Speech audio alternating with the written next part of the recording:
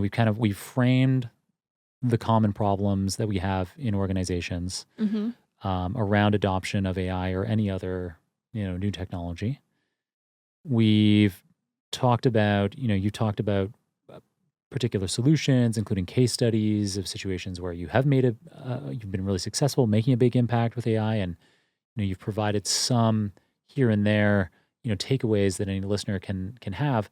I was wondering if you have a particular set of tips, a particular list of tips that would be helpful for our listeners to be able to come away from this podcast episode and more effectively enable change in their organization, to more effectively be able to, not get stuck on the what and be able to, accelerate change and success in their organization. Yeah. So I have 5. Perfect. First one is top down, bottoms up, which means if you're going to push change through your organization, you have to not only get your senior leaders aligned, you need to enable those at the front lines. And your job is often to be the bridge between the two. So I say top down, bottoms up from an enterprise lens. The other thing is bold claims and proof points. When you're cutting through the noise and you're a storyteller and you say big claims, you have to back them up with data and proof points, because not everyone is going to come with you, believe you, understand you. So you need to make sure you're expressing yourself so all different populations can believe and understand you. The other one is what I said. You have two levers to pull when you're trying to drive change. You can either... We're into number 2 now? 3. Oh, we're into number 3. So first one, top down, bottoms up. Yeah. Bold claims and proof points. Is number 2. Gotcha. Yep. The next one is you have 2 levers to pull when you're trying to drive change. You can either inspire or incentivize. Often companies double down on incentivize and they forget the inspire. So focus on storytelling to tell the broader impact, right? To describe the ROI in a way that's inspirational. Right. So I guess so if you're being incentivized, there's something like, there's some end of year bonus that you're chasing. Right. And so, you're you're not necessarily inherently motivated by some challenge or opportunity.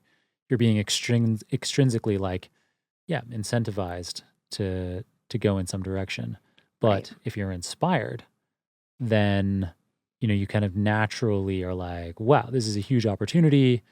This is the moment of my career. Yep. And you're not even worried about some specific bonus, because you know that if you succeed at this, you're going to be recognized. There's going to be a big impact in the firm, and it's a great opportunity for you. Yeah, the impact you have is bigger than you. That's when you are inspired, you're serving someone else. You're serving a bigger cause, and it taps into the discretionary effort, the nights, the weekends, the long hours, not because you have to, but because you want to. And then the next one is number 4. Number 4, focus on the 18%. Focus on the early adopters, not the naysayers. And then the last one is, it's easy and simple, but they call you a leader because you have the courage to go first. When you're in change programs, you are usually the outlier. You are the person pushing against compliancy, the way we've always done business. You're crazy. We can't change. And so they call you a leader because you go first. You are going to have to put yourself into a vulnerable, courageous space, and just know that going into it. Nice.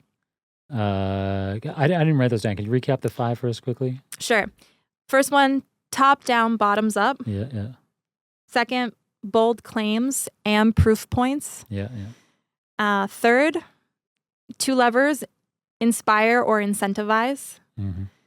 4, focus on early adopters, your 18%. Then the 5th one is they call you a leader because you go first. So have the courage to go first.